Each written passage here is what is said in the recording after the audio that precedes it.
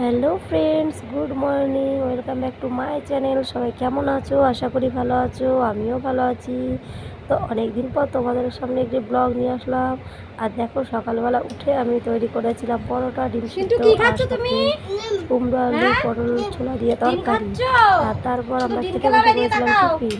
তো দেখো, টিফিন খেতে বসে সিন্টু বুড়ি একা একা বলছে আমি একা খাবো। তো একা খাচ্ছে, আমি বলছি কী রান্না হয়েছে? তো ও বলছে দেখো পরোটা রান্না করেছি আর তরকারি। তরকারিটা কেমন হয়েছে? বলছে টেস্টি। ও কী কী রান্না হয়েছে আর দেখাচ্ছে, আর বলছে সাথে বলছে দুটো ডিম সিদ্ধ। তো চলো, সকাল সকাল টিফিনটা করেছিলাম, যেহেতু তোমাদের দাদাভাই নাইট ডিউটি ছিল। তো সকালবেলা খেতে তারপর আমি রান্নার কাজে চলে গেছিলাম। আর দেখো, এখানে আমি রান্নার জন্য আজকে নিয়ে নিয়েছিলাম, আজকে মাছ করিনি, আজকে একটু নিয়েছিলাম মুসুরির ডাল বেটে তরকারি। তো দেখো, এখানে আমি মুসুরির ডালটা বেটে নিয়েছিলাম। তো ভেবেছিলাম তোমাদের সাথে রেসিপিটা শেয়ার করব, তো পারিনি, কারণ রেসিপিটার অর্ধেক করতে না করতেই প্রচণ্ড পরিমাণে বৃষ্টি এসে গেছিলো। আর দেখো, এখানে ডাল বড়াটা আমি ভেজে দিয়েছিলাম। আর ডাল ভাজাটা ভাজার আগে বাটার ভিতরে আমি দিয়ে দিয়েছিলাম পেঁয়াজ কুচি, কাঁচা লঙ্কা কুচি, একটু কালো জিরে, নুন, হলুদ দিয়ে আমি বড়াগুলো লাল লাল করে ভেজে নিয়েছিলাম। এই বড়াটা দিয়ে পটল আলুর তরকারি। আর একটা কড়াইতে দেখো আমি পটল ভাজা বসিয়ে দিয়েছিলাম। তো পটল আমার শাশুড়ি কেটে রেখে দিয়েছিলো।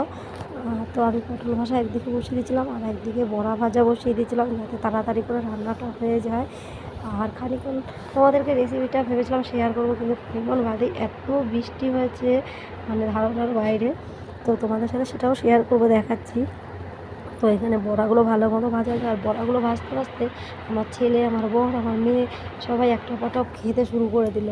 অর্ধেক বড়া ভাজতে ভাজতে ওরা কাঁচাই খেয়ে নিয়েছিল। আর এখানে দেখো, পটলটাও লাল লাল করে ভাজা হয়ে গেছিলো আমার।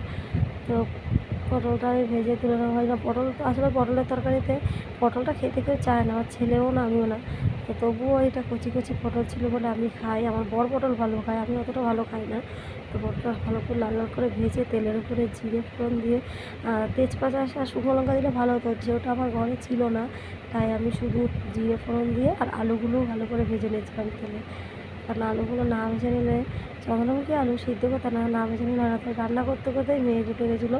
আর ভিডিওটা তোমাদের সাথে শেয়ার করে দেখো, আকাশে কী বিভৎস মেঘ উঠেছিলো। প্রচণ্ড। এখানে বৃষ্টির পরে আমি তুলেছিলাম, তোমাদেরকে আমি দেখাচ্ছি, এত পরিমাণে মেঘ হয়েছিল। তো অনেক দিন পর বৃষ্টি হয়েছে, বৈশাখ মাস পড়ার থেকে এখনও একদিনও বৃষ্টি হয়নি। তো আজকে বৃষ্টিটা হবে, মারাত্মক মেঘ পড়েছে। আর দেখো, বৃষ্টির সাথে শিল পড়েছে। তো ওই ক্যামেরাটা ভালো করে ধরতে পারছিলাম না, এত পরিমাণে বৃষ্টি হচ্ছিলো। ফোনে ছাদ লাগছিলো, ছাদের জল আসছিলো। ওই দেখো, তোমরা কিছু খেয়াল করছো কিনা জানি না, ভালো করে বোঝা যাচ্ছে না, ফোনটা ধরতে পারছিলাম না। শিল পড়ছিল, এটা আমাদের ঘরের সামনে দিয়ে। তো এখান দিয়ে অসুবিধা ছিল, আমি ছুটে গিয়ে জানলায় তোমাদেরকে দেখাতে গেছিলাম। তো জানলার মধ্যে অতটাও ভালো দেয়, ফোনে এত হাওয়া লাগছিলো, মানে শুধু বৃষ্টি হচ্ছিলো না, সাথে ঝড় হচ্ছিলো, ঝড়ের ঝাপটাটা আসছিলো ঘরে। তো আমি কোনো রকমই দেখাচ্ছিল, ওই জুম করে দেখানোর চেষ্টা করলাম, কিন্তু দেখাতে পারছিলাম না তোমাদেরকে। তাই আমি ভাবলাম দরজার সামনে যাই। তো জানলার এখান দিয়ে ভালো করে দেখা যাচ্ছে না বলে আমি তারপর চলে যাচ্ছিলাম আমাদের যে রাস্তার সামনে যে দরজা আছে, তো ওই দরজার দিকে এবার চলে গেছি, যে দরজার সামনে দিয়ে দেখে জানলা দিয়ে ভালো দেখা যাচ্ছে না। তো দেখো, দরজার সামনে আর ড্রেনের জল দেখতে পাচ্ছ, আমাদের অত গভীর ড্রেন। আর বৃষ্টিটাও কেমন মুষলধারে হচ্ছিলো, তাও তো এটা শেষের দিকে, প্রথম থেকে তুলতে পারিনি, যেহেতু আমরা খেতে বসেছিলাম আর কারেন্ট চলে গেছিলো।